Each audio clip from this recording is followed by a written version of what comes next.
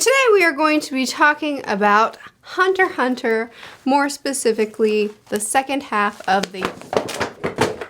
I already recorded the first half of the Yorknew arc. It'll be linked somewhere, probably, maybe. So check that out if you want to, or don't if you don't. Today we're going to be talking about the second half of the arc and my thoughts on the arc as a whole. Spoiler alert, I loved it. If I could describe this arc in a word, it would be depth. Depth in the characters, depth in the character arcs, depth in the plot and in the way the plot progresses, in the world, in the power system, just around every corner. This series, this arc is surprising me. I went into this series feeling like this was a feel-good, fun time, a nice little reprieve from One Piece. But instead, it has blown me out of the water. It's proven to be so addictive, so exciting, and a series that I can't seem to get enough of. My analytical brain is very happy in this arc. In fact, Togashi really isn't allowing any character to be just a hero or a antagonist. He really isn't being lazy with his character work in any way. In fact, a really good example of that is with the Zoldyck family, the dad and granddad, when they come to fight Chrollo. He shows their humor, their incredible ability in battle, their ability to understand and analyze a complex situation, their devotion to each other as well as to their jobs, as well as their humanity in their not taking enjoyment in killing, but rather that it is truly just a job to them. But I can tell you the same thing about just about any character that we really put any kind of focus or emphasis on in the story. Sure, there are side characters that are definitely not fleshed out, but any character that Togashi puts any kind of care or attention on, I could take time to analyze how well thought out and nuanced and layered and filled with depth that they are. And I will. Exhaustively. Starting with Kurapika, because he really is the main focus that we get of our four protagonists in this arc. How affected he is by the massacre of his clan. How he feels so alone that no one could understand his pain. He has this single-minded obsession, like how he refuses to believe that the Phantom Troupe are actually dead until he sees them with his own eyes. He loses control multiple times, and it's his fault by and large that his friends are captured by the Phantom Troupe. All of this is because of his lust for revenge. He teams up with people, and sometimes despicable people, in order to reach his goal. It is interesting to me how much Kurapika is swayed by his hatred toward the Phantom Troupe, his willingness to change his morals and even himself, and his willingness to work with people like the Mafia and Hisoka if it means that they're going to get him closer to reaching his goal. It's interesting to me how much Kurapika's arc mirrors the arc of those of our antagonists in their actions, in their motivations, and in how far they're willing to go to meet their goals. I mean, just the fact that he made this contract with himself to use the chains to have unthinkable power, all because he believes that some people deserve to be chained and dragged to hell, yet he puts a chain around his own heart, is such powerful imagery of how far he will go to meet this lust for revenge. The entire sequence where Paku is about to touch Gon and Killua to find out the secrets about Kurapika, and then Leorio shouts out their plan in code while pretending to be on the phone. That was such a brilliant scene. And then she does touch them, and then it all goes dark. And they have the fight in the dark, and there's a bunch of confusion, and then lights come back on, and it turns out that Gon and Killua have been captured by the Phantom Troupe, and Chrollo has been captured by Kurapika. It's just a brilliant piece of plot, but it's also the point where Kurapika is forced to make a choice between exacting his revenge or protecting his friends. In the end, he decides to forsake, or at least forestall, his goal in taking down the entire Phantom Troupe in order to have this trade where he gets his friends back. And I don't know, there was a part of me that definitely thought that he was going to go down the corruption arc. territory for a revenge plot, and maybe we were gonna have to face off against him in the future.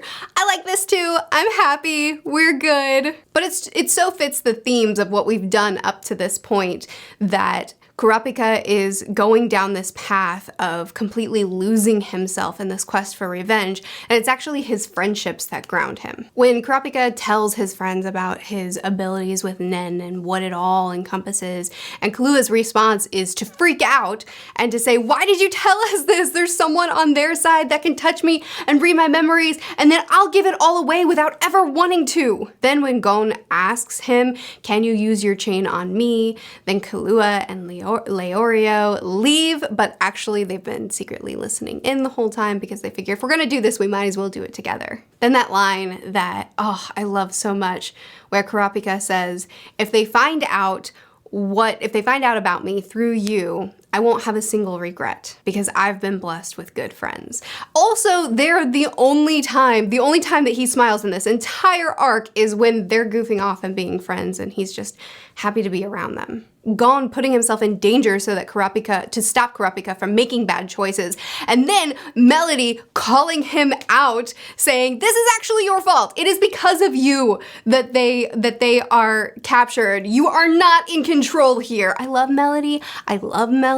Not only does she have really cool powers, but she has a fantastic personality, and she's one of the few people within this group that Kurapika spends a lot of time in that just is so fantastic and well developed, and I love her. But throughout this arc, Kurapika is so narrow-minded and tunnel-visioned and focused on this quest for revenge, and it is his friends that bring him out of that. It's the shenanigans of Gon and Killua that make him smile. He'll risk anything, including potentially risking his life in order to enact this revenge, yet when his friends are in danger, he'll give it all up, at least for the moment, in order to get them back and out of danger. But we also get this with the other characters. Killua he's raised to be this mindless killing machine, and we see that in previous arcs where he considers killing no big deal, yet his friends are what dial him back and make him choose to find better ways to handle situations, and they're there for him while he's trying to figure out who he is and what he wants to do with his life. Gon is regularly sticking up for his friends and fighting for the justice of them, but at the same time, he seems to have this detachment. If he isn't invested in someone, then he doesn't seem to have much of a moral compass for them or for the situation. His morality is very much dependent on his attachment to the person. And we also get this really great line, "I'm the one who's reckless. You have to keep me in line," he says to Kurapika, which I got my eyes on you, Gon. I got my eyes on you. I'm not sure what your arc is gonna look like. Leorio also has a little bit of inklings of this, but honestly, his character just isn't as fleshed out as the other the other three of the main four. So I don't know, I'm still waiting for him to get a spotlight later on. But speaking of friendships, let's talk about the Phantom Troupe, because they are not just an antagonist group. They blew me out of the water. We spent a lot of time in their perspective and a lot of time focusing on them, which made me unreasonably attached to this antagonist group. Seeing them in action as they fight, seeing their different abilities, which are so unique and so complex, but also so essential to the plot, like the character that looks like It from the Addams Family, when he is using his ability to steal everything from the auction and replace it with his copies, but then he also has a connection to those copies. Those copies function as his N, so he can actually tell where they are, so he can go to the mob leader daughters, the fortune-telling girl. He knows where she is, so they can go after her even though she's in hiding or the people are hiding her. And their extreme loyalty and devotion to each other, I'm amazed, because at the beginning of this arc, I was thinking, wow, cool, we're getting some humanity out of this antagonist group. They're ruthless, mindless killers, like they have no issue killing and they genuinely don't care about life as long as it's, their target. Yet, we see some humanity in them, and how when Uzo died, that one guy, Top Knot guy, was super mad about it and super sad and upset. Humanity, no. They went from just being villains that were humanized to being a fully fleshed out group of people that I actually felt for a lot. The group went into some serious turmoil after Uzo was killed by Kurapika. They not only felt for him, but from their perspective, someone that they don't know anything about and they don't know who he is came in and killed one of their own. So it's not just a revenge plot for them, but it's also this person is seeking them out. This person is trying to destroy their family. But on top of that, when Chrollo is kidnapped, they basically fall apart. They start fighting within the ranks, even though they have a well understood system within their ranks to avoid having these squabbles. They start squabbling, they start arguing amongst themselves, and they really become desperate because the head of the spider isn't there for them anymore. And it's not just that their leader is gone, but they're actually afraid for his life. They actually really care for each other. This is a group of people that come from Meteor City, come from a place where they have no family, they have no identity, and they've created an identity and a family amongst themselves that they value to a massive degree. When Paku makes the deals with Killua so that Chrollo can't use his nen and so that she can't tell anyone who he is, and then her subsequent sacrifice of herself so that her family would know who it is that's hunting them down, and also to hopefully be the last of the spider's legs that dies. It was a display of loyalty and love that I absolutely didn't expect, and that was probably one of the most impactful things that happened in this entire arc, and it happened with the antagonists. Togashi is constantly putting our protagonist and our antagonist on the same level throughout this entire arc, like with the line when Killua realizes that she's there for the same reason he is, just to save one of her friends. I mean, you could argue that their lack of care whatsoever for killing and for who they kill could take away some of that humanization that is given to them in this arc, but really you could say the same thing about Killua. He also doesn't really care, and in fact in a previous arc said, I'll kill him, it doesn't really matter, or it's not a big deal, or however he said that. You could say the same thing for Killua. Our protagonists are shown the same amount of deep, detrimental flaws as our antagonists have. And I think that's the kind of storytelling that always grips me, when characters are given that kind of nuance and care, and when protagonists are given those deep, authentic, and not hollow flaws, and antagonists are given that kind of deep and authentic humanization, and the lines between hero and antagonist are completely blurred, and we're not just talking about good versus evil, but rather human versus human. That kind of raw and honest storytelling will always be one of my favorite things to read. Okay, we spent a lot of time talking about the Phantom Troupe. Now I just want to zero in a little bit on Hisoka, because he is a character that will never stop fascinating me. When we create the It from the Addams Family character creates the body doubles but pretends they're dead, and we have the fake out deaths, fake out to the character, we understand, we're in the know-how. When we have fake out deaths of the Phantom Troupe, and Killua freaks out and says, I won't believe it until I see it, Hisoka says, I know that Kurapika will want to know what's happening here. And so he reaches out to Kurapika and tells him that those bodies are doubles and that they're not actually the dead Phantom Troupe. He uses his nin ability Texture Surprise to be able to change his prophecy to fool the rest of the troupe, which, by the way, we are constantly expanding on this power system, and I am constantly confused and amazed by how complex, interesting, and this power system is, and how the possibilities for it are absolutely endless, and not in a lazy, again, Togashi is not a lazy writer, not in a lazy way of like, well, now I've decided this can happen, but just it's so complex and it's so boundless, and there's so many opportunities that every time we add another layer to it, it's just like, it suits, but it's also, it leaves the opportunity for so many surprises and for so much unpredictability as far as the plot and the character development. This story is so surprising around every corner. I'm constantly shocked at what directions we go in, but also in the power system, I really can't predict anything because it's so boundless. Anyway, back to Hisoka. And he shows that same bloodlust for Chrollo as he did for Gon. Remember in the earlier part of the arc, or was it last arc, where Hisoka has that kind of weird moment where he did the, you know what I'm talking about.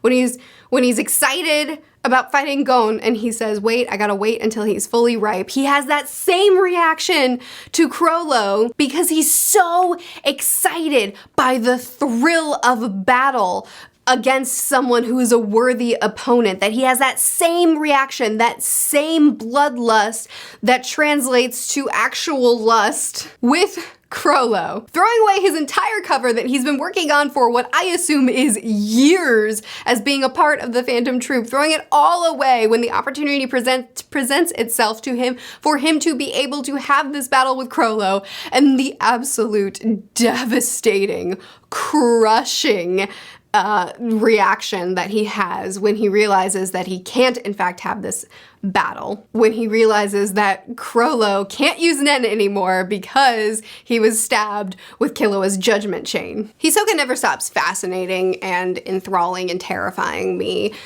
He joined the Phantom Troupe, a group of people who have no home, no family, no identity, and became a part of their family and became in their inner circle and learned about them. He knows how much they value each other. He knows how much they're family and how much they mean to one another. He knows that cutting off the spider's head would not only, I mean, yeah, they could replace the head of the spider, but it's not just that. It would actually destroy them because they're not just a group of villains that work together. They are a family that love and value each other. And he doesn't go after the head of the spider for some sort of vengeance. He doesn't go after the head of the spider to destroy the Phantom Troupe. He doesn't do it because he loves the idea of destroying them and hurting them and making it terrible for them. He couldn't care less about any of that. It's just for the thrill of the fight. That thrill for that perfect fight against that perfect foe, against the worthy foe,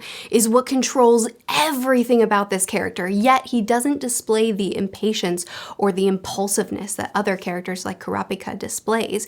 He has the utmost patience. He'll wait for as long as it takes to get that fight. Every time Togashi pulls back another layer on Hisoka, I am once again just blown away by his character. He fascinates me so much. But now that we're done talking about Hisoka, we need to talk about Chrollo, the head of the spider. He's an incredibly skilled fighter. We see that when he fights off against Killua's dad and granddad. He is incredibly stealthy and cunning and charming and wise. We see that in how he plays the fortune teller chick, the mafia daughter, I don't know. But we see his charisma and we see his stealth and we see his ability to take on a different persona and to manipulate the situation. We see how cunning and wise he is when he steals her ability in plain sight. His flesh-eating Nenfish is so interesting in and of itself. The book that holds all of the abilities that he steals, and as long as he keeps it open, he can be using these abilities, and the visualization of all that is just brilliant. Him having absolutely no fear of death when he is captured by Killua because of his personal theology. He's such a fascinating character. But he also seems to be far more ruthless than the rest of the Phantom Troupe. For instance, they're turned completely upside down when Uvo dies. Yet, one of the ways to become a part of the Phantom Troupe is by defeating a current existing spider and replacing them. Physical and mental strength seem to be the most important thing to him. It's not exclusively about the people, but it's what they can do for him, what they can provide for his team. He's obsessed with stealing interesting and powerful abilities for himself, yet he allows his own family to keep their abilities because they serve him. He has no qualms with killing and in fact orders his spiders to kill regularly entire groups of people and to go ham and slaughter people when Uvo is killed. Yet he doesn't put that much value in his own life and in fact would be content if Killua would kill him because it would mean that his suffering would end and he wouldn't need so much strength to survive in such a cruel cruel world. And he hopes that his being a hostage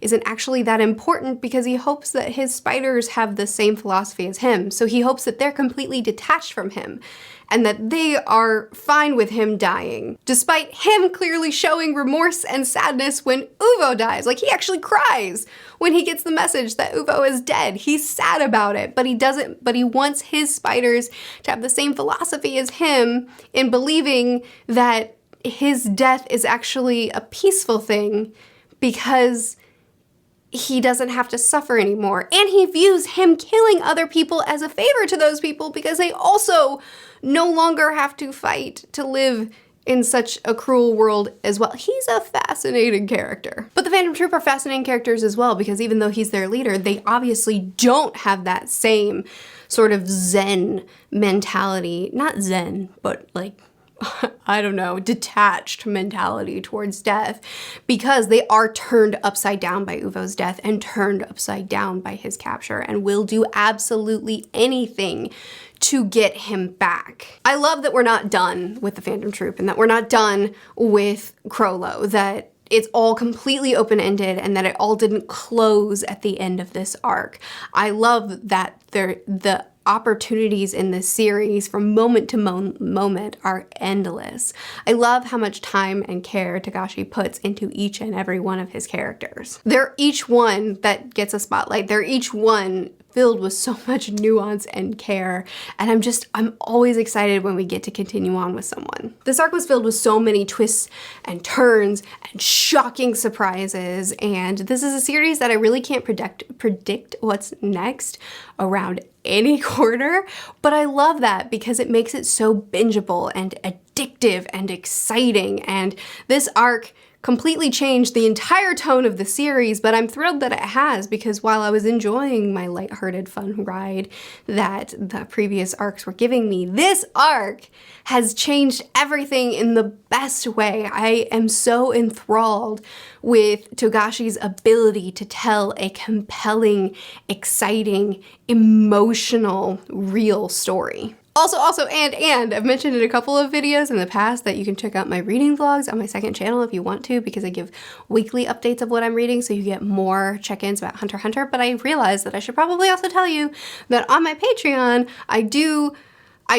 as I'm reading, I'm reacting to the chapter. So I'm like posting my thoughts as I'm reading on the Discord over there. So, you know, you might check that out if you're interested. Also, it's just an amazing community of people. Anyway, I have loved Yorknew. It has raised the stakes and continued to shock me at how well the characters are created and developed. It doesn't feel like Togashi is trying to create a certain type of character. It feels like he's created characters and he's letting their stories flow in whatever direction feels the most organic and natural. It doesn't feel like a story is being told. It feels like a story is being reiterated. Does that sound weird? It feels like not like Togashi outlined a story and then wrote the story, but rather that he created characters, a world, a setting, an idea, and then he's letting it happen in the way that feels the most natural and organic. I'm so excited for the next arc. I looked ahead to see how many chapters it was. I saw that it was called Great Island, which makes me think that we're going to enter the video game. I want to so badly, so I'm excited about that too. I think I'm gonna try to do a review for that single arc, even though it's long. I'm gonna make it just one video because Togashi, the way he tells stories, I just don't really think I need to split up arcs unless it's necessary. Anyway, please continue to chat with me about this in the comments. The parts of the arc that I didn't mention, because there's just so much to this arc. Feel free to chat with me more about it in the comments. Let me know what your favorite parts of the arc are, what your favorite characters are. Please don't spoil me for future arcs. I post videos every Monday and Friday, but as of May, I will start posting Monday, Wednesday, and Friday. Plus, I have my second channel with reading vlogs where things are posted on Thursdays. I'll see you again soon. Bye.